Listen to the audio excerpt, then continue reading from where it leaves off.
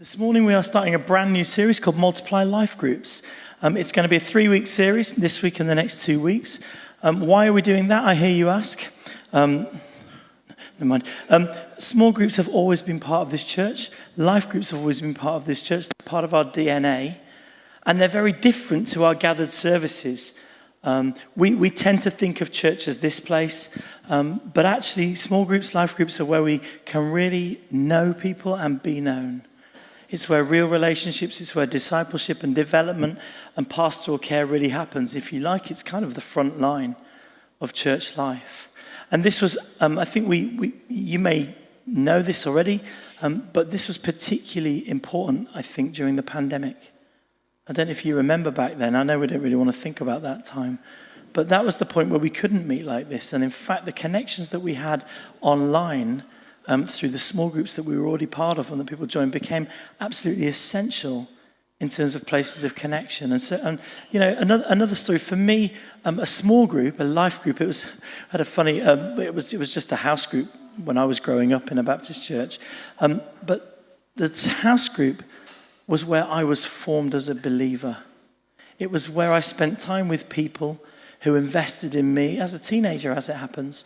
I remember this guy.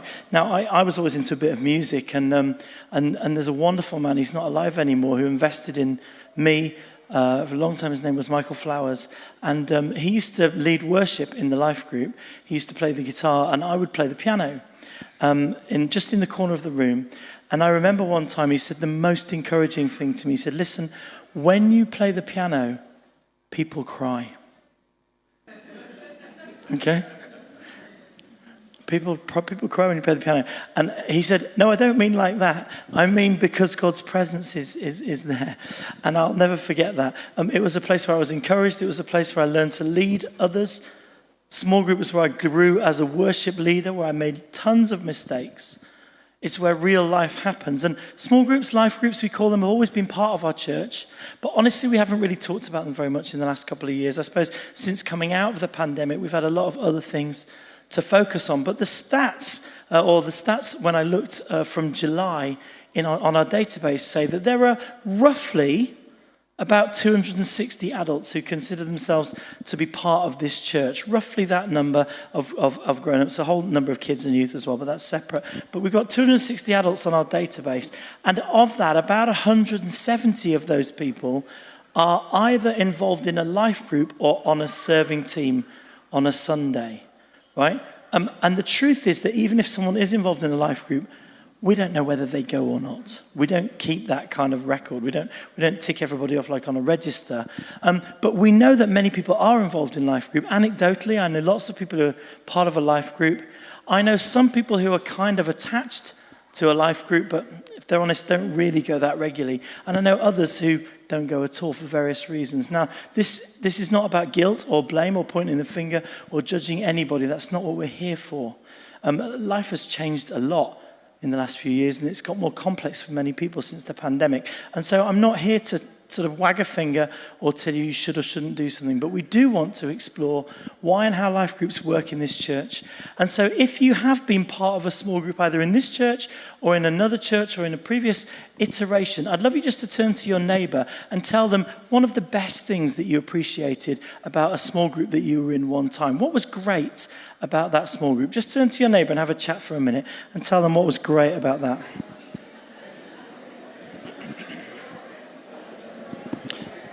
Okay. And now I want you to tell them, I've got one more question for you. And the question is, if you are not part of a small group, or if you have found any parts of being in a small group challenging or hard, tell your neighbour one of those things. What is challenging or difficult about small groups, or what is it that might stop someone from engaging in a small group? Just turn to your neighbour and tell them that as well, in your opinion. Okay, and if you want to begin to turn your attention back towards the front. Apologies to the introverts for making you talk to somebody in the church. Hopefully, I haven't got time. I would love to hear some feedback I don't have the ability. I was thinking this morning, you can get these very funky, techie things where people write on their phones and it comes up on here, but I'm not geared up for that this morning. So I'm just going to guess some of the things that you said. What I know is great about life groups are friendships and belonging and mutual support and encouragement and the opportunity to grow and learn new skills and to do something locally that impacts the community locally. Those are, for my mind, some of the things. There are challenges around small groups too. One of the challenges is being is just, let's just be honest, tricky people. Difficult people, awkward people, or a lack of... Another challenge I think around life groups is a lack of commitment. People who just don't really, or are not able to really get fully engaged. Another possible challenge around life groups is a small group that just kind of becomes very insular and inward focused and doesn't really reach out and welcome new people. Maybe if you haven't made it to life group at all, some of the things that have stopped you are a lack of time, or perhaps you just feel very shy, or a fear of kind of disclosure and telling people how it really is for you. All of these things are true, and they're all in our experience. For the rest of this morning, I want us to get just a little bit non-English, bit African, bit Pentecostal, because I came up with a slogan for this morning's talk, and it's this. The slogan is, we do not go to church, we are the church. So we're just going to try this in a little bit of call and response. Now, I know you're all very English, and this isn't kind of what we do, but what I'd love you to do is I'm going to say, so we don't go to church. Oh, brilliant. You guys are better than I expected. Fantastic. Just keep an eye on that, because a few times in this talk, I'm going to say that, because actually, quintessentially, this is what we're talking about. We don't go to church, but... Okay, let's have a look at a little section from Acts chapter 2, 42. This is a description of the community life that went on among the first church, basically, the early believers. This is not long after Pentecost. This is when there's been an explosion in church life and church growth around Jerusalem. And it just describes this beautiful, just 4 or 5 verses, and very succinctly describes what was going on. And it says, they devoted themselves to the apostles' teaching and to fellowship and to the breaking of bread and to prayer. And everyone was filled with awe at the many wonders and signs performed by the apostles. And all the believers were together and had everything in common. They sold property and possessions to give to anyone who had need. Every day they continued to meet together in the temple courts. They broke bread in their homes and ate together with glad and sincere hearts, praising God and enjoying the favor of all the people. And the Lord added to their number daily those who were being saved. It's a beautiful description, and there's so much in there. So many things going on. But I just particularly highlighted that verse in chapter 2, 46. It says, every day they continued to meet together in the temple courts, which was the cultural norm for Jewish people then. To practice public worship in the temple. That was what they did. And it says they also broke bread in their homes and ate together with glad and sincere hearts.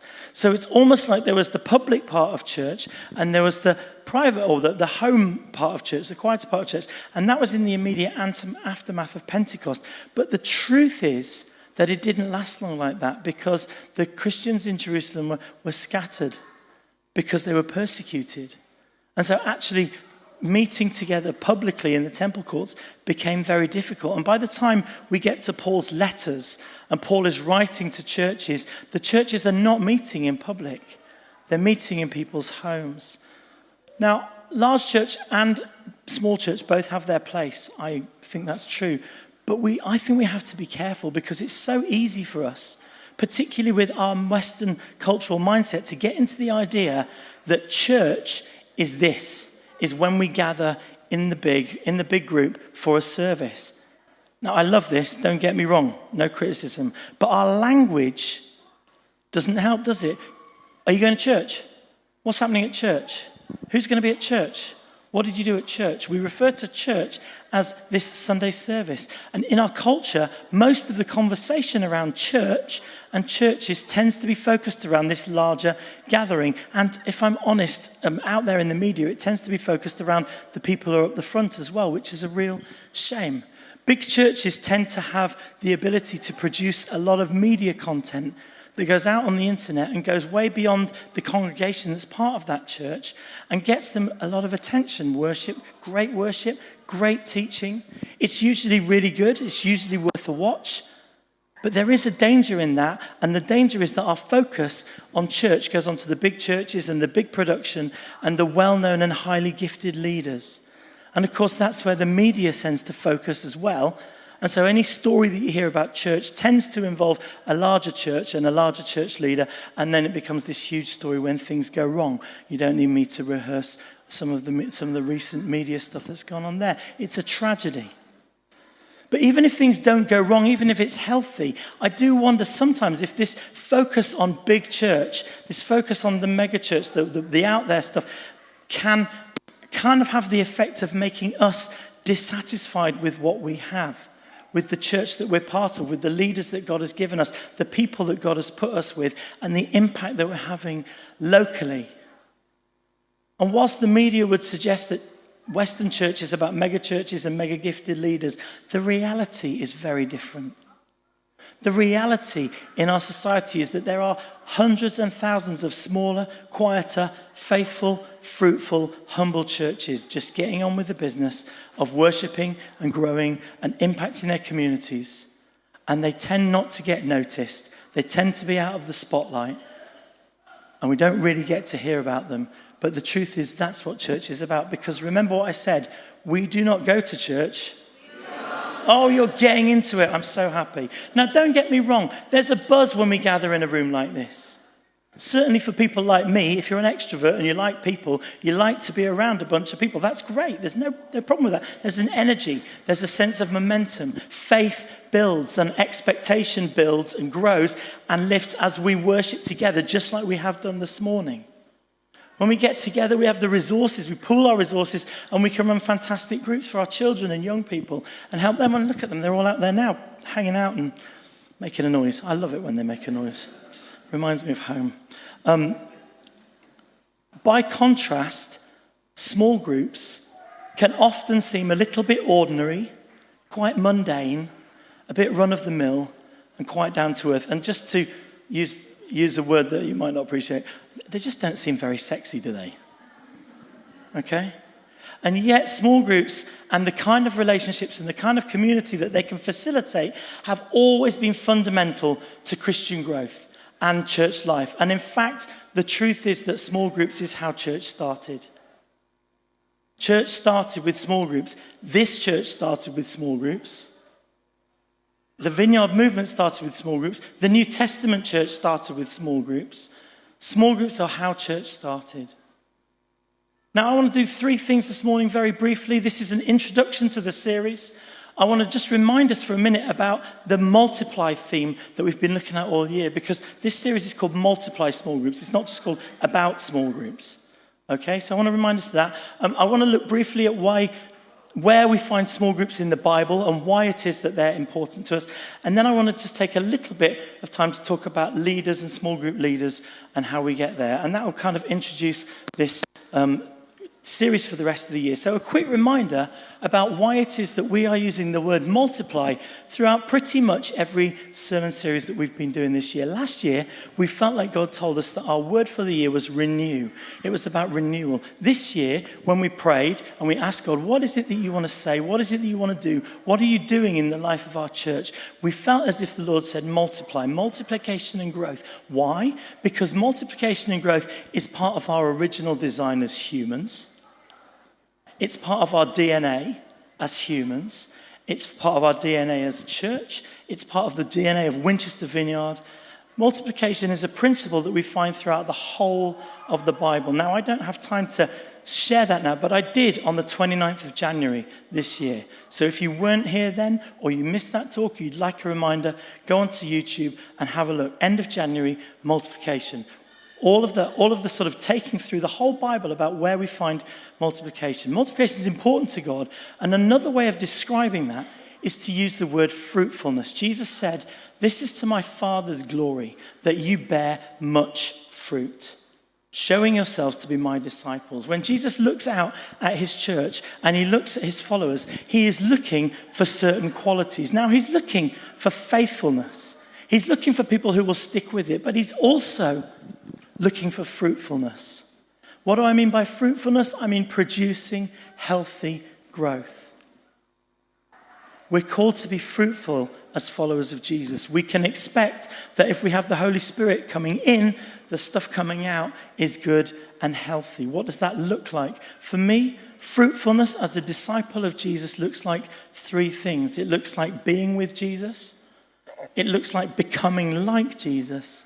And it looks like doing the things Jesus did. That's true for me as an individual. And it's also true for us as a group of people who are looking to follow Jesus together. So as an individual, it means I'm pursuing deeper connections with Jesus. It means I'm intentionally spending time with him, responding to his invitation, knowing and loving him. It means that I'm becoming like him, that my character is growing and changing, that I'm maturing. It might mean that I'm experiencing a degree of transformation, of healing. Hopefully, it means that I'm demonstrating in my life the fruit of the Holy Spirit, which Paul says is love, joy, peace, patience, kindness, goodness, faithfulness. In short, I'm just becoming a nicer person. I'm becoming a nicer person to be around. I'm becoming a kinder person and a more gentle person and a less stressy person. And if Jesus is in my life, then that's what should be coming out. And I'm also doing what Jesus did. It doesn't just stop there, but I'm impacting the world around me, and I'm looking for opportunities to share Jesus with those who I come into terms with, those who to be a good influence in the place where I am, and to invite people to the same thing. Now, that's true for me as an individual, and it's true for us as a church. If we're being fruitful, then together we are being with Jesus like this. This is what we're doing here. We're experiencing his presence. Together we are becoming like him, supporting one another as we grow in faith and in character.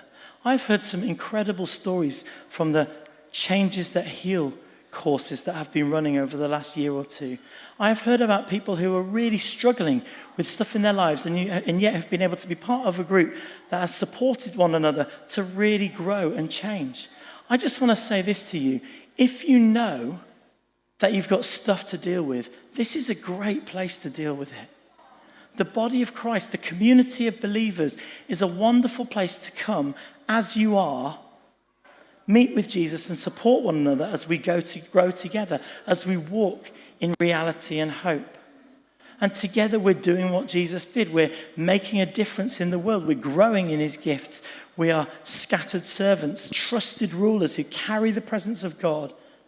So that everywhere where we scatter from today, maybe tomorrow, wherever you are, be it a workplace, be it a community, be it a family, be it a school or a college or a university or a playground or even the hairdressers. I heard a story about someone telling their hairdresser about Jesus.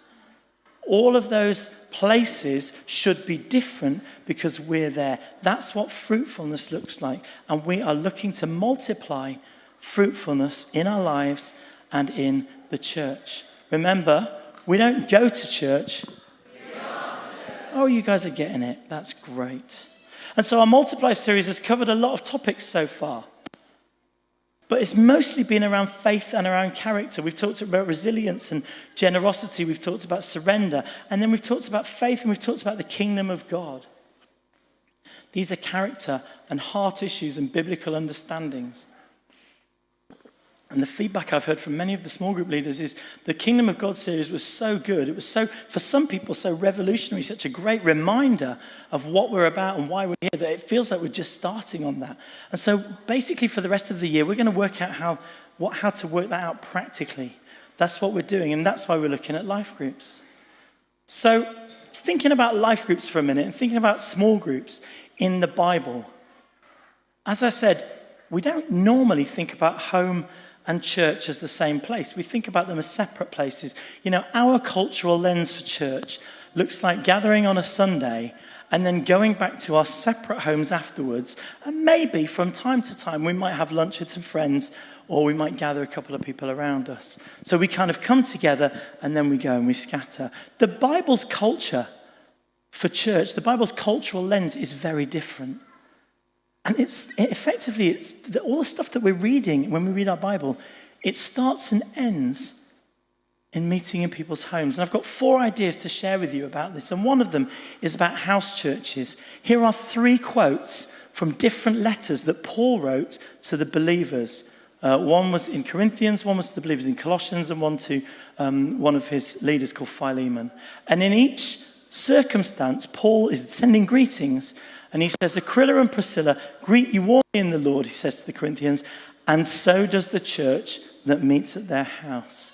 Same with Nympha in Laodicea, same with Philemon, the church in your house.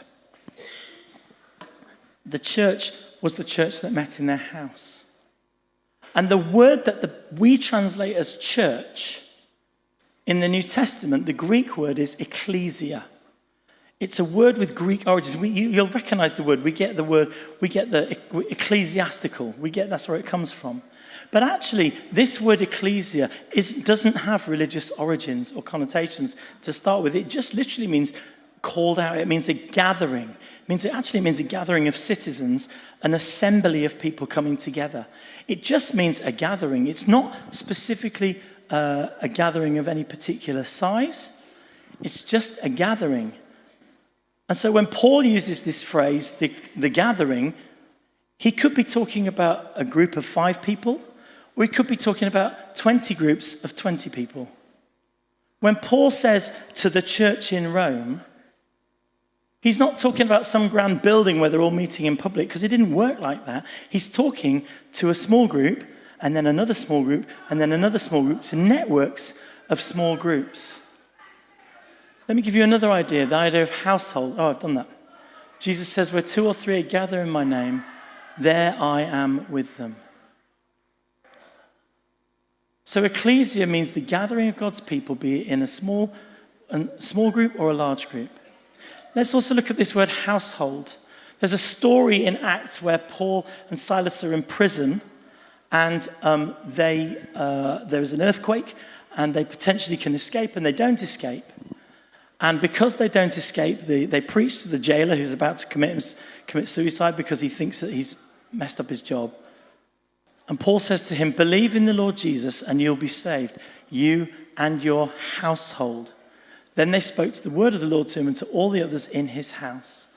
And at that hour of night, the jailer took them and washed their wounds. Then immediately he and all his household were baptized. The jailer brought him into the house, set a meal before them, filled with joy, because he had come to believe in God, he and his whole household. The idea of one man in that family committing to God or committing to be part of the gathered church, the ecclesia, just doesn't wash in this culture. When the jailer was converted, all of his household are converted. That means all his children and his family and all the people who work for him as well. They all became part of the ecclesia. Another thing is about food. In Middle Eastern culture, back then, and probably still today, it would be an insult to invite someone into your home and not give them food. You can ask Paul and Katie about that from their time living in the Middle East. In the Bible, we often see Jesus stopping to eat with others. Eating together was a really big deal. To Jesus, it was a big deal because it was a chance to deepen friendships and welcome strangers and serve the poor. Church happened in people's homes. I don't have time to read you this extract, but I would highly recommend this book. It's a book called Phoebe by a theologian called Paula Gooder. It's a fantastic book. It's about Phoebe, who is mentioned in the Bible. Actually, Phoebe is the lady who Paul sends as a messenger from Corinth to Rome with the letter for the churches, which we know as Paul's letter to the Romans. And this is an imagined story, but it's based on what we know, what scholars know, not me, I'm not that clever, what scholars know about the historical and the theological accounts. Oh, guys, we've lost the... Oh, there we go. Thank you. It's what we know about it. It's imagined, and then there's an index. There's a whole section at the back where she explains what's true and what's known, and where she's kind of had to sort of fill in some gaps. But it's a brilliant story, and it reads of a fantastic account of what it's like to be in that early church in Rome. It's very earthy. It's very real. It's got nothing. It doesn't look anything like this. It looks like people meeting in each other's houses to read through the letter that Paul sent and then to argue about it. And then to love each other anyway, and then to feed the poor, and to look out for one another. And I would highly recommend it. Like I said, when Paul refers to church, he's talking about a small group in one person's home or a collection of small groups, a network of small groups meeting across the city. I'm not sure that Paul would recognize this as church. I think he'd like some of it, but I'm not sure that it would be in his experience. Okay? Remember what I said? We don't go to church, we... Now, as I've said already, I'm not dissing the big group. Not in any way. I love the momentum that comes when we all gather together like this. But there are some things we can do better in a small group than in a large group. And over the next couple of weeks, we really want to dig into what that is. And we want to take this week and next week to just explore, and the week after, by the way, to just explore what we think that should be. And the best way that we have found to describe that is with these 3 words. And the words are lead, develop, care. Each of these is an essential element of a small group, of a life group. And particularly important is the balance between development and care. And that's why we're going to spend most of our time this series looking at those 2 words. Next week, we're going to look at developing. The week after, we're going to look at care. It's always been a challenge, actually, with small groups to get the balance right between development and care. One of the best things about small groups is that they have quite an easy ability to reproduce themselves as people grow in discipleship and leadership. That's why multiplication is in our DNA as a church. This church started as one group that then replicated to 2 groups, that then replicated to 3 and 4 groups, that was then enough groups to be able to meet publicly. I've talked to people who plant churches, many of them actually. The church that I was in Birmingham, we didn't start meeting in public on a Sunday morning regularly until there were about 60 adults in the church. So when I joined that church, there was no public meeting. We would gather occasionally on an evening, perhaps every 2 to 3 months. We would gather and just worship, and there would be perhaps 40 or 50 of us. But mostly when I joined, there were about 25 people. And one of my experiences was that the pastor of the church, after about 4 months, came to me and said, we need to start another small group in Selly Oak. Selly Oak's a part of Birmingham. I said, we need to start another small group in Selly Oak. I said, okay. And then he said, you live in Selly Oak? I said, yes, I do. They said, we'd like to start a small group in your house. Would that be okay? I said, yeah, I don't have a lot of space, but we did. Do you know, we used to take the lounge door off its hinges in my old house so that we could squeeze enough people into the room to do small group. And that's kind of what we did. So the reason that multiplication is our DNA hangs a lot of it around small groups. Small groups are brilliant places for development. And yet, for many of us, we don't think about our small group as, oh, this is a place to develop, this is a place to grow, this is a place of multiplication. We think of a small group as a place where we can go and belong. And that's important. A place where we can go and be encouraged, that's important too. A place where we can be nurtured and cared for. And all of that's important, but I do wonder sometimes if we've lost our focus, if we've got those 2 things out of balance. And that's what we're going to look to over the next couple of weeks. But just that first word, lead.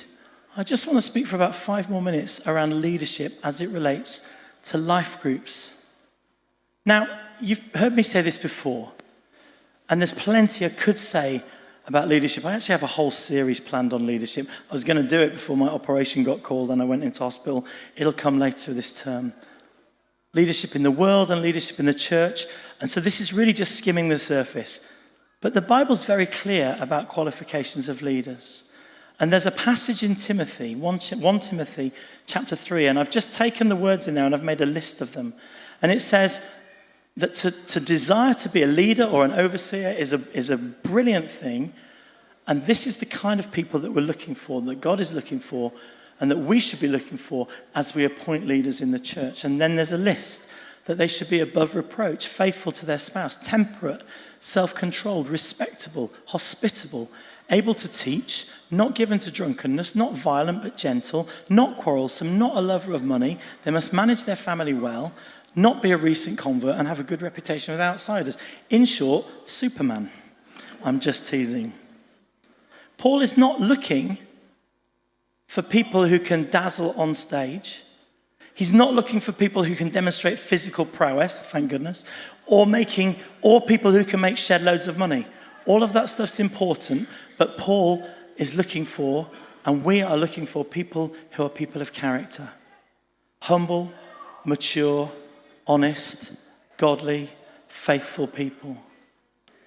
People who have integrity. People who say and do the same things. People who are sober. It says not given to drunkenness. They get the joy of, somebody said this, it was John Mumford who said this, they get the joy of life from Jesus, not from substances. People who are not quarrelsome. Have you noticed how many of those phrases in that list are based on a specific skill? How many can you see there which are about a specific skill? I can see one, maybe arguably two. What's the one that you can see?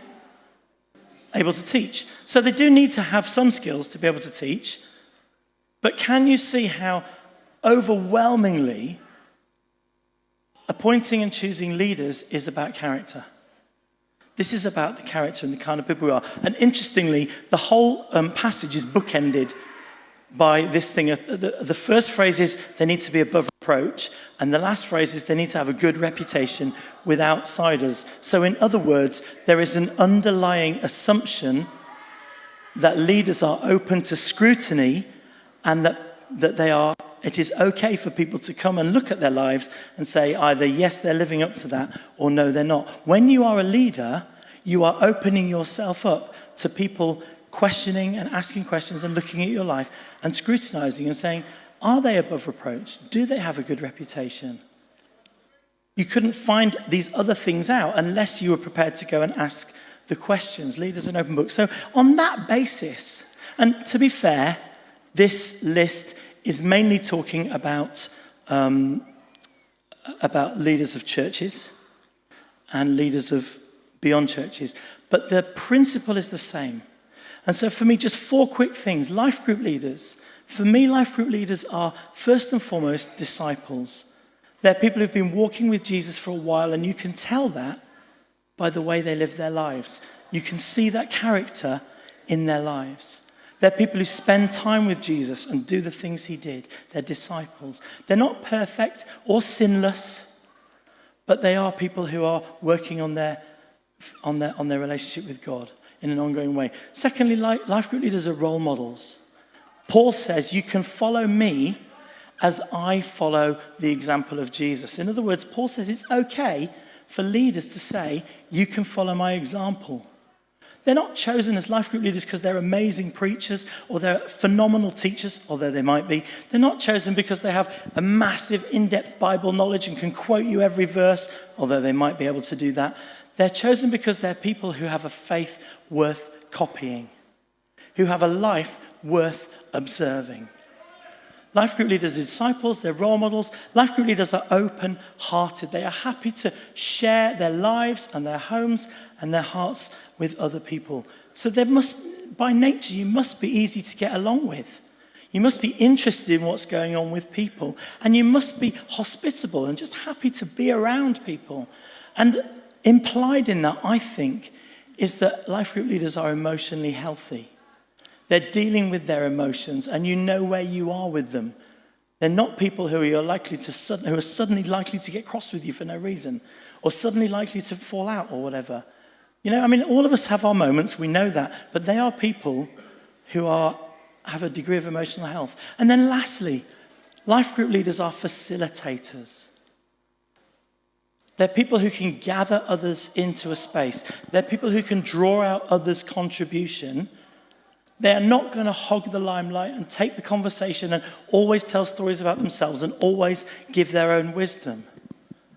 A life group leader, a really good one, will help people, encourage everyone to share and take initiative. They'll encourage people to look out for one another and to care for one another. Because what I'm saying here, when I say life group leaders are facilitators, they are not pastors. They may well be pastoral, but they are not group pastors. If you've got a group where there is one or two people leading that group, and everybody in that group is looking to that person for everything that they need, they're looking for care, and they're looking for oversight, and they're looking for help, and they're looking for wisdom, it's not going to be long before those leaders burn out and that group shuts. And we don't want that. That's not what it's about. Those people are not the pastors for everybody in the group. They are facilitators of pastoral care, or as we used the phrase once, pastoral share. It's easy to feel that you're responsible for everybody in your group, but you're just not. You're not responsible for their spiritual health, and you don't want to burn out. This is just a very quick overview around leadership. There's plenty more to say about leadership, but when we train life group leaders, when we select or try and identify people who could lead life groups, these are the kind of things that we're looking for. If you are a life group leader in this church, this is why we asked you to do it. Okay? You might be surprised at that, but that's why it is. These are some of the qualities that you are already demonstrating. If you feel that God is talking to you about leadership, then honestly, these are the kind of people we're looking for. And I think these are the kind of people that God can work with and can use as well. And so that's not everybody. Not everyone's called to this. But if you are looking to join a life group and you're wondering, which group should I join? You would do worse than to ask yourself, are the leaders like that, and can I get on with them? And who am I going to go and just be around? Who do I want to be led by? Who do I feel I can get on with? What kind of people are they? Are they going to welcome me into their group? Are they going to encourage me to share my heart as well? Or is it just going to be all about them and going and sitting at their feet? Now, I don't think that happens here. This isn't aimed at anybody in particular. I'm just kind of saying that to make my point. Some people choose a life group because it's its location. Okay, maybe you choose a life group because it's near you, and that's fine. That's absolutely great. Many of our life groups end up on Zoom now, or some of them do anyway. My advice is if you're looking for a life group, just find one that suits you and find somebody who you can relate with and get on well with. And what we're going to do next week is we're going to pick up talking very specifically about what a life group is around development, and then the following week we're going to talk about about what a life group is around care. And that's going to be how we dig into this series for the next 2 weeks. Most of our life groups are going to be restarting, if they haven't already, at the end of September. It's our week of prayer next week, which Paul just talked about, and then most of our life groups will kick off either the week after that or the week after that. They are up on the website, the ones that are there. There's a couple of new ones starting, which we will add the details this week on the website too. So I do want to encourage you to have a look. But for now, why don't we pray? So why don't you stand with me, and why don't you guys...